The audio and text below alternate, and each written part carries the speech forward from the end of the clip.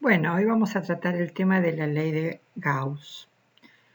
Es un enunciado fundamental acerca de la relación que existen entre cargas eléctricas y campo eléctrico. Previamente vamos a hacer dos definiciones. La primera es la de superficie orientada. Todos estamos de alguna manera familiarizados con el concepto de superficie y área de una superficie como una magnitud en el plano que se mide en dimensiones lineales al cuadrado, o sea, un área son tantos metros cuadrados, tantos centímetros cuadrados. Bien, a esa área le vamos a dar ahora un carácter vectorial que va a dar información sobre la orientación del área. Para eso se le agrega un versor para no modificar el módulo, o sea, el valor del área en sí, un versor que va a indicar la dirección perpendicular a el área. ¿Sí? Entonces, el área será un vector igual al módulo del área por un versor que se coloca perpendicularmente a esa área y nos va a indicar su orientación. El segundo concepto es el concepto de flujo eléctrico. El flujo eléctrico se lo define como el producto escalar entre el campo eléctrico y el área. Recuerden que una manera de calcular el producto escalar es multiplicando el módulo de ambos vectores por el coseno del ángulo que hay entre ellos.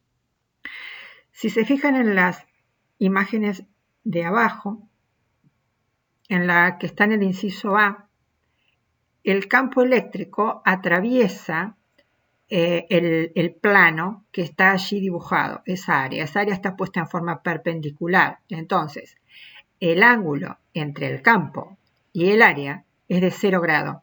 En ese caso, el coseno nos da 1 y el producto escalar se calcularía directamente multiplicando el módulo del campo por el módulo del área. En el caso del inciso B, la superficie está levemente inclinada, forma un ángulo phi con la dirección del campo. Por lo tanto, para calcular el flujo haríamos el producto del campo, módulo, por módulo del área, por el coseno de phi. Y en el tercer caso, el área está colocada en una dirección tal que su vector normal es perpendicular a la dirección del campo. O sea que ahí tendríamos un ángulo phi de 90 grados, con lo cual el producto escalar, o sea, el flujo, nos daría 0. Fíjense que de alguna manera el flujo lo podemos marcar como el número de líneas que atraviesan la superficie. En el caso primero todas, en el de intermedio algunas y en el último ninguna, ¿sí? Ya que la superficie está en la misma dirección que las del campo. La unidad de flujo va a ser una unidad de campo eléctrico por una unidad de superficie, por lo tanto el campo lo medimos en newton sobre coulomb multiplicado por área en metros cuadrados.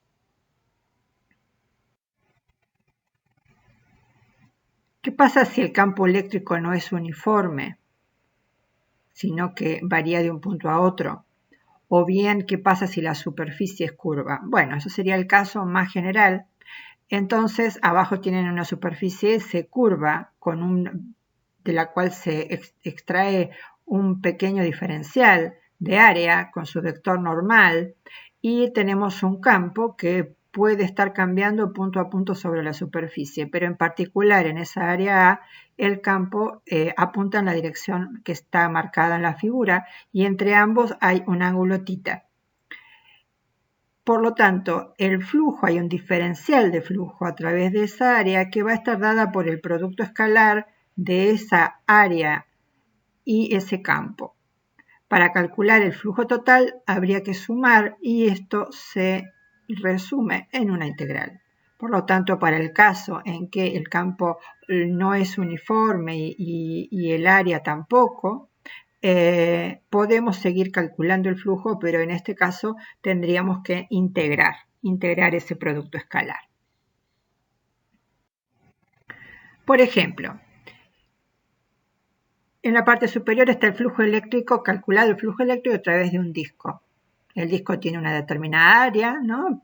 Pi por r cuadrado, y el vector normal a esa área forma un ángulo de 30 grados con el campo. Por lo tanto, ¿cómo calculamos el flujo? Y bueno, será el módulo del campo por el módulo del área por el coseno del ángulo, que en este caso es 30. En la parte inferior hay el caso de un cubo. Hay un campo uniforme otra vez, o sea, el campo uniforme lo conocemos cuando están todas las líneas uniformemente distribuidas. Y se pregunta cuál es el flujo a través de ese cubo que está allí. Como vamos a calcular el flujo total, lo que sucede es que esa superficie está formada a su vez por otras superficies, ¿sí? En total 6, que son las caras del cubo, que tienen distintas orientaciones. Entonces el campo atraviesa esas superficies de distintas maneras. Por lo tanto, hay que evaluar el flujo a través de cada cara. Y para calcular luego el flujo total, se suma los flujos independientes, o sea, los flujos que se calcularon por separado. Si se fijan, solo hay dos caras, las señaladas por 1 y 2, en las cuales las líneas de campo la están atravesando. O sea que en realidad son las únicas que nos van a dar un flujo distinto de 0. En todas las otras, las superiores y las de los laterales, si se fijan, el vector normal al área forma un ángulo de 90 con el campo. Por lo tanto, los flujos en esas áreas van a dar 0. También, entonces, lo que nos quedaría es que el flujo es la suma del flujo que hay a través de la superficie 1 y la 2. Lo que sucede es que en el caso de la 1, el ángulo entre el vector normal, que siempre se marca saliente de la superficie, o sea que va a apuntar en una dirección que forma con el campo un ángulo de 180 grados, cuyo coseno es menos 1. Por lo tanto, el flujo aquí nos queda el campo por el área de un signo negativo, mientras que en la superficie 2 queda el mismo campo por el área, pero es por un ángulo de 0 grado, porque esos van en el mismo sentido. Cuando hacemos la suma, lo que nos da es que el flujo total a través del cubo es 0. Y esto es porque, si bien tengo tengo 4 caras por las cuales no hay flujo, hay 2 que sí, pero en una entra tanto como sale. Por lo tanto, el flujo neto es 0. Este es el caso de una esfera. A través de una esfera. Entonces, es un campo eléctrico generado por una carga puntual, puede ser, que es radial, y colocamos una esfera y queremos calcular. Entonces, esto es el caso de una superficie que no es plana y un campo que no es uniforme, porque el campo ya sabemos que depende de la inversa del radio al cuadrado. Es radial. Tiene simetría radial. Entonces, si queremos calcular el flujo, o sea, calcular el producto escalar de E por el área, lo que tenemos que tener en cuenta es que tanto el campo como la dirección del campo, como la dirección del diferencial de área, es la misma. Por lo tanto, el producto escalar entre el R versor, que nos da la dirección del campo eléctrico, y el vector diferencial área, es de 0 grado. Por lo tanto, el producto escalar del campo por el área se reduce al producto de los módulos, ¿sí? Por el producto de los módulos por el coseno de un ángulo de 0 grado. Entonces, si queremos calcular el flujo total, vamos a tener que integrar a lo largo de toda la superficie que está ahí pintada de celeste. Pero en ese caso, el campo eléctrico, que solo depende de la carga es la que estamos encerrando y depende inversamente de R cuadrado, esa esfera tiene una R constante, por lo tanto en la integral lo podemos sacar fuera de la integral. Entonces el flujo estaría indicado como el campo a una distancia R por la integral del diferencial de área que directamente nos va a dar el área. El campo ya lo conocemos, es la constante por la carga sobre R cuadrado. El área de la esfera es 4pi por r cuadrado, por lo tanto el flujo directamente nos queda independiente de r y vale el valor de la carga sobre epsilon 0. ¿Qué pasaría si en vez de tomar esa área, tomamos una área de radio que sea el doble, por ejemplo? ¿Va a cambiar el flujo o será el mismo? Ya de entrada, si ustedes se fijan y consideramos el flujo como líneas que pasan por el área, las líneas de campo en este caso son las mismas. O sea que ya tenemos una idea de que no va a cambiar. Pero si vamos al cálculo, fíjense, para el caso de R igual el doble, lo que hicimos en el anterior sería igual, solamente que el radio en el cual estamos calculando el campo se duplicaría y el radio de la esfera también, pero uno está dividiendo y el otro multiplicando, y entonces el efecto no se ve y el resultado sigue siendo la carga sobre epsilon 0. Esto lo que nos dice es que si el área o la superficie que encierra la carga cambia de tamaño, el campo nos sigue dando lo mismo. De hecho, hasta podría no ser circular la superficie y también nos daría lo mismo, porque fíjense en este caso que tengo un área que no es una esfera, indicada ahí un diferencial de área. El campo tiene la dirección radial porque es el generado por la carga, que ya sabemos que es radial. Si evaluamos en la superficie y lo descomponemos según una dirección perpendicular al diferencial de área y una paralela, la paralela sabemos que no va a tener efectos porque sobre la superficie. Entonces, la que importa es la perpendicular. Y esa componente perpendicular es el campo por el coseno de phi. O sea que otra vez volvemos a tener el producto del campo por el área por el coseno del ángulo. O sea, volvemos al mismo resultado. Bueno, vimos cómo calcular flujos. Flujo de campo eléctrico. Ahora veamos otra cuestión. ¿Cómo determinar si uno tiene una caja y no sabe qué hay adentro? ¿Cómo podemos determinar si es que hay carga eléctrica y cuánta hay o si no hay? Una forma sería tomar una carga de prueba. Tomamos una carga de prueba, la movemos alrededor de la caja y si sobre ella aparece una fuerza, eso significa que ahí hay un campo eléctrico, justamente que lo podemos calcular como esa fuerza dividiendo por nuestra carga de prueba. De hecho, justamente podríamos tomarlo en el borde, o sea, sobre la superficie de la caja, y entonces el flujo, que es justamente vinculado con el número de líneas de fuerza, nos estaría dando la información de la carga que hay en el interior. De hecho, si ese flujo tiene líneas hacia adentro, nos diría que adentro hay carga negativa. Si tengo una carga, tendré un determinado número de líneas, pero si la carga dentro de la caja se duplica, ese campo va a ser más intenso y eso lo voy a poder medir con ese flujo que se va a duplicar.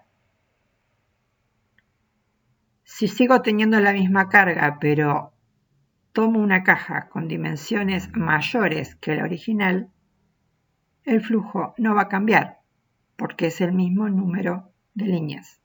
Por lo tanto, lo que se encuentra es que el flujo neto debido a una sola carga puntual dentro de la caja es independiente del tamaño y solo va a depender de la carga neta que hay en el interior. Veamos 3 casos más.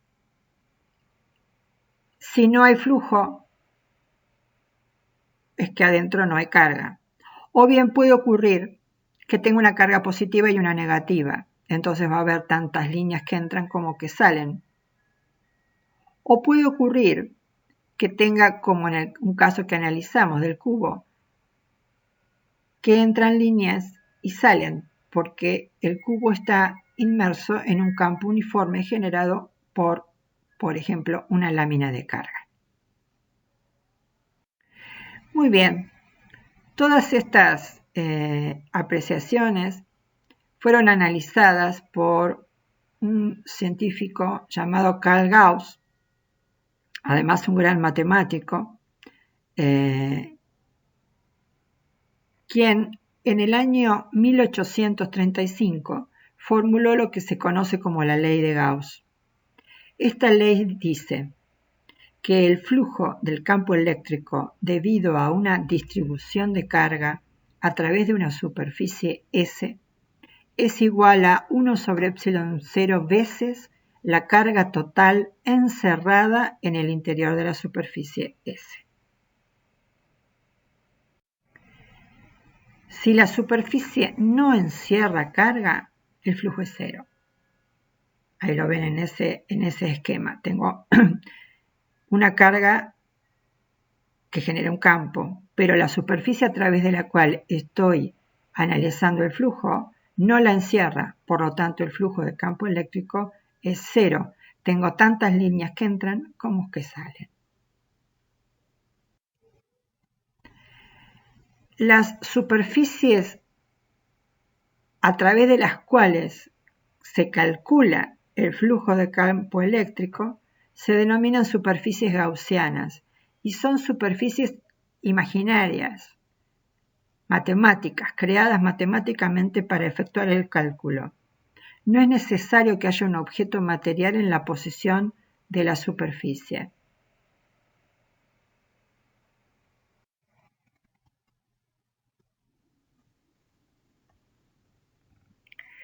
Bueno, vamos a ver cómo aplicamos la ley de Gauss para resolver situaciones. Es una ley que es alternativa a la ley de Coulomb, que nos permite, ofrece una forma distinta de expresar la relación que tenemos entre la carga y el campo. La ley es válida para cualquier distribución de cargas y para cualquier superficie cerrada. Las propiedades de simetría de cada sistema son muy importantes. ¿Por qué? Si bien la ley es válida para toda distribución de cargas, a veces en la práctica no todas son fáciles de resolver. Aquellas que tienen alta simetría o una simetría marcada son más fáciles de resolver en la práctica. En varios de los problemas que van a aparecer, se va a tratar con distribuciones de cargas en conductores. Si recuerdan, los conductores son aquellos materiales que permiten la movilidad de las cargas se mueven en ellos. Cuando un conductor sólido se le coloca un exceso de carga, o sea, se carga, en condiciones electrostáticas, o sea, electrostáticas que las cargas no se mueven, el exceso de carga se encuentra en su totalidad en la superficie y no en el interior del material. Al costado tienen un esquema.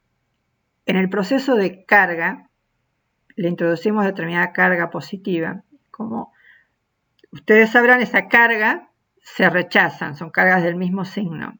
Como el cuerpo es conductor, las cargas se pueden mover, entonces se van a alejar unas de la otra lo más que puedan y lo más que pueda las lleva a colocarse en la superficie. Ahí adquirimos la condición de estática, digamos, de electrostática, ya a partir de ahí las cargas no se mueven. En esa situación, si trazamos una superficie gaussiana en el interior del conductor, esa superficie no va a encerrar carga neta, ¿sí? Carga neta, en este caso positiva. Habrá carga, sí, pero tanta positiva como negativa. Pero esta que se colocó en exceso no va a estar ahí. Eso nos indica entonces que el campo ahí adentro es cero. O sea que toda la carga va a parar a la superficie. Eso es para tenerlo en cuenta cuando se resuelvan situaciones en las cuales el dispositivo que se está tratando es un conductor. A diferencia de un material aislante o no conductor, en un caso de un no conductor, se le agrega un exceso de carga y ese exceso de carga va a quedar igualmente distribuido en todo su interior. ¿sí? Tengan cuidado con esto a la hora de resolver problemas.